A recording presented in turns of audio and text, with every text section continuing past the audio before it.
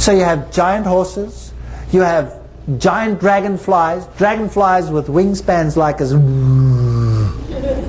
You have giant elephants, which they call mastodons, you have giant tigers, you have giant bisons. Everything was bigger in the past. But there's a law in evolution which says that evolution must progress from small to large and not from large to small. It's obvious. Obviously, you're not going to develop an amoeba out of an elephant, right? You're going to go from small to large. But in the fossil record, everything was large in the past and is small now. Is that evolution or devolution? Evolution teaches that you started with few and you became more and more, right or wrong? But the fossil record shows that there was a lot more in the past than there is today. So everything is upside down. There are more creatures in the past than there are today. They're bigger than they are today. They all appeared at the same time.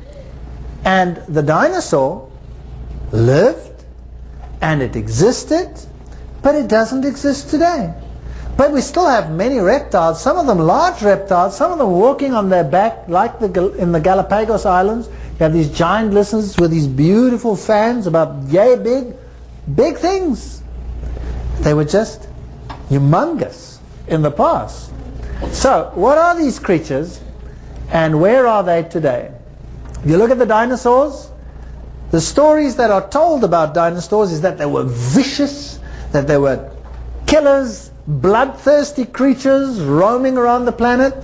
And if you look at the bone structures, you'll see something very interesting. And that is that if you come into a fossil field, the dinosaurs are lying in the same direction. Now you have two choices.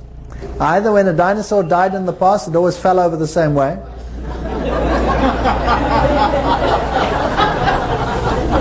Or something put them in the same direction. And the answer is stream, current direction. Because they are washed into position. If you go to the Karoo, if you go to the Morrison Formation, they are washed into position. And they will tell you that they lived in the floodplains. Well, I'll tell you something that's very interesting, because some of these floodplains must have stretched over thousands and thousands of square kilometers. Impossible. They're just packed with these fossils. And you have strange assemblages, like you will have only largely one type of fossil in a particular bed, and sometimes another. And they will tell you that these creatures like Tyrannosaurus rex was a vicious meat eater. Let me tell you something about Tyrannosaurus. It was very clumsy. Forget about Jurassic Park. The other creatures that walked on fours were much faster in getting around. Those front little legs were useless for catching something big, and those teeth are all in very shallow sockets. If that thing took a bite and you ran away, he would go like Granny without any teeth. He would have lost them. You know, sharp teeth are not necessarily an indication that something is a meat eater. If you take the panda bear, which is classified as a carnivore on the strength of its teeth, but you look at its diet, what does the panda bear eat? It eats bamboo. If you take the Ursidae, which is the entire bear family, you will see them eating fish in the fish season, and the fish is gone. What do they eat? Berries. They're berry eaters. So teeth don't necessarily give an idea of what they were like in the beginning. If you take another scenario, it could go on and on and on. There are many creatures that as their food source disappeared, changed their diet. So these creatures could just as well have been plant eaters and crushed those giant cycad plants that don't exist today to the extent that they existed in the past. So when they depict them as these vicious meat-eating creatures constantly battling in a violent lifestyle, they might be quite far off the mark. Maybe they were just normal lizards. And you find tiny little dinosaurs, and you find huge dinosaurs, you find all kinds of them. Some of them the size of a chicken. This one over here, massive Brontosaurus. Some of these were absolutely gigantic. And they must have lived in swamp areas, areas that we don't have today on this planet anymore. And if you ask yourself why these creatures are gone today, yet existed in the past, maybe they disappeared because of a change in the environment. And because they are all washed into position, maybe they were destroyed in the flood.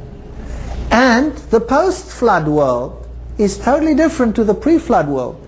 If we look at the vast coal deposits that we have, if we look at the vast oil deposits that there are, the indication was that the pre-flood planet was a lot warmer than it is today, with the ice and the caps.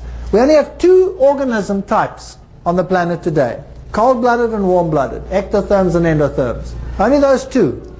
Yet dinosaurs seem to have fallen into a bracket between the two. Same as the pterodactyls, the flying reptiles, bracket between the two. The mammal-like reptiles, bracket between the two. So in a world where it gets cold as well as hot, they wouldn't survive. So we have far fewer animals today than we had in the past. We call that a mass extinction, the KT boundary. Everything that existed in the past was far more diverse than we have today. And that's the opposite of what evolution teaches. Exactly the opposite. So these giant creatures were probably, to the greatest extent, plant eaters, like this one here, Triceratops, plant eater, and very docile and friendly. And some of them might have been quite vicious. But the evidence for Tyrannosaurus being a vicious meat eater is really quite poor.